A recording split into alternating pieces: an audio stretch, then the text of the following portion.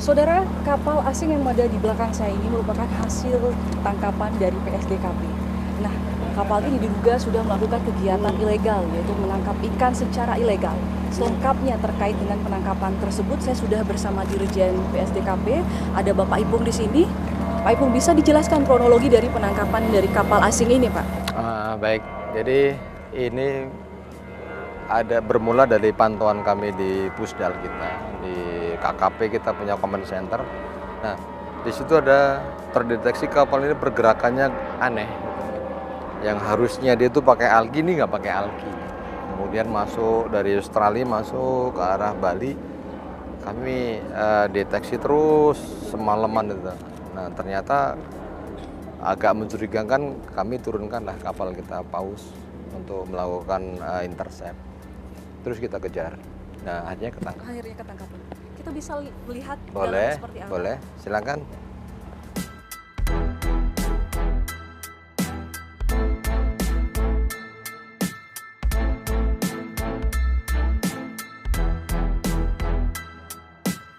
Bapak, kita sudah berada di atas kapal ini. Bisa dijelaskan ini kapal dari mana, Pak? Namanya apa dan kapal apa ini sebenarnya? Kalau kita lihat tadi kan jelas ya. Kita lihat benderanya kan bendera dari China. Kapal China. Namanya ini Luyu 28359 dan di dalam kapal ini kita periksa dokumennya. Memang kalau dokumen kapal ikan, Pak. Situ. Ini karena bentuk kapalnya kapal ikan, dokumennya dokumen kapal ikan, akhirnya ini menjadi target kami untuk melakukan pengawasan. Setelah kita lakukan penangkapan, ABK-nya hanya ada 6. Ada 6 ABK berarti? Iya, makanya kan ini juga agak-agak aneh juga. Kami dalami terus. Anehnya gimana, Pak? Maksudnya ini kapal ikan biasanya harusnya ABK-nya banyak. Harusnya kok kapal sebesar ini banyak, Pak.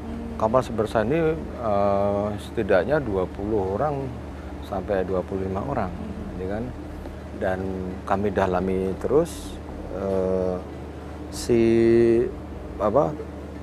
orang yang terduga tersebut menyampaikan ada perintahnya dari pemilik itu untuk membeli membeli ikan-ikan di tengah laut kita, gitu lah, bisa transshipment. Makanya tapi di dalam palka masih kosong, belum ada Ikan belum ada, makanya kami juga akan dalami terus. Tapi walaupun demikian, ini tetap melanggar dong, Pak? Iya, karena dia udah masuk ke wilayah kita tidak melalui alki. Yang kedua justru sampai hampir di bibir pantai itu ada pergerakan mereka. Makanya kami curiga di situ. Kapal sebesar ini kenapa ada di perairan sampai di kurang lebih 1-2 mil lah itu, Mbak, dekat sekali dengan pantai. Kita sambil lihat-lihat lagi.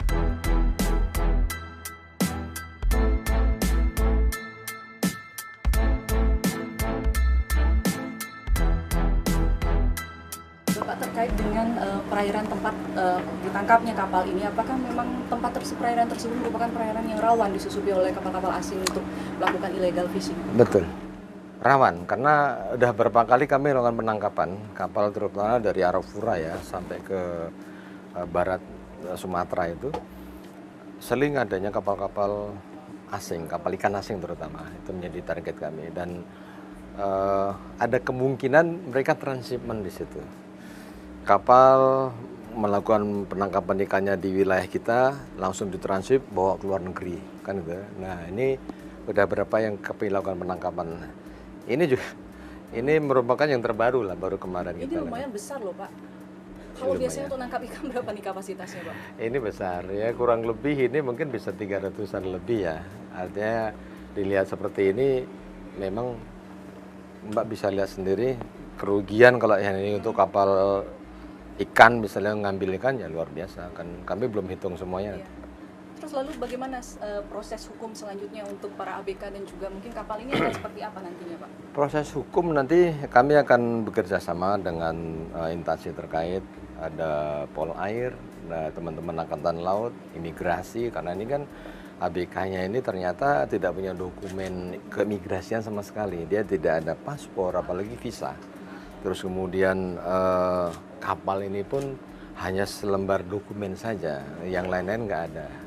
Artinya legalitasnya justru kami ragukan, apalagi pelayaran mereka ini kan tidak dialki, masuk ke wilayah sampai ke teritorial kapal asing lagi, benderanya kan jelas, ini juga melanggar, nanti pasti akan didalami di situ. Nah Pak, sebenarnya kalau di Indonesia ini apa sih yang menjadi tantangan Pak untuk menindak kapal-kapal asing yang beraktivitas ilegal di perairan Indonesia? Ya, kita tahu bersama lah, yang pasti dengan kondisi yang sekarang ini Mbak ya, anggaran nomor 1, karena semua operasi pakai itu. Namun kita juga bisa membentuk dengan sinergitas dengan aparat penegak hukum lain. Kami juga kerjasama dengan BIN, informasi itu ada, dengan Angkatan Laut untuk tindakan, dengan kepolisian, Pol Air dan Barreskrim segala macamnya, imigrasi bahkan Bakamla dalam hal ini. Ini kami sinergi, Mbak. Ketika intas itu sinergi, itulah satu langkah kita bagaimana kita menyikapi atau kita melakukan antisipasi terjadinya pelanggaran-pelanggaran yang terjadi di laut. Kedepannya apa yang menjadi strategi yang akan dilakukan untuk menggencarkan kembali pengawasan terhadap kapal-kapal asing ilegal? Selain kita juga akan menambah armada, kami juga memastikan pengawasan bisa menggunakan satelit ya, kita ada pusdal di kantor. Kemudian kita libatkan masyarakat. Kelompok masyarakat pengawas itu nelayan-nelayan di tengah laut itu bisa langsung memberikan akses ke kami. Berarti bisa langsung berkomunikasi? Bisa. Nelayan sekarang pakai Starlink, jadi nggak repot dengan komunikasi. Pakai handphone langsung bisa ke kami, bisa kami tindak lanjuti seperti yang terjadi di Natuna dalam hal ini. Atau kemarin juga yang di Biak dalam hari kemarin, Jumat kemarin ya. Artinya semakin masif sebetulnya untuk pencurian. Namun kami tidak ragu karena kita didukung oleh aparat yang lain dan masyarakat. Baik.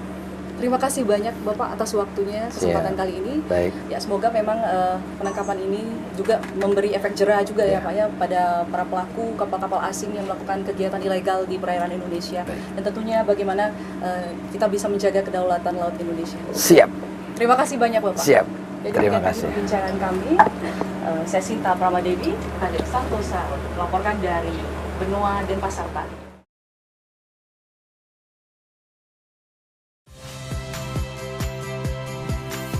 Saya Radi Saputro. Saksikan program-program Kompas TV melalui siaran digital, pay TV dan media streaming lainnya. Kompas TV, independen, terpercaya.